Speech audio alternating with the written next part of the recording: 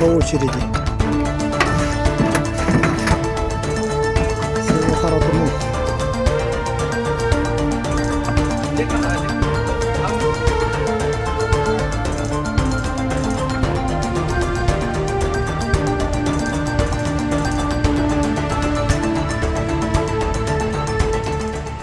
В эти дни жителей Меконского улуса настигло одно из самых сильных стихийных бедствий – наводнение.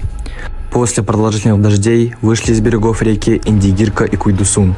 Наводнение нанесло серьезный ущерб жилым домам, инфраструктуре и источникам жизнеобеспечения. Многие семьи остались без крыши над головой, продовольствия и тепла в условиях экстремально низких температур. Общественной палатой Якутии и активистами землячества Меконского улуса был создан оперативный штаб помощи пострадавшим от наводнения.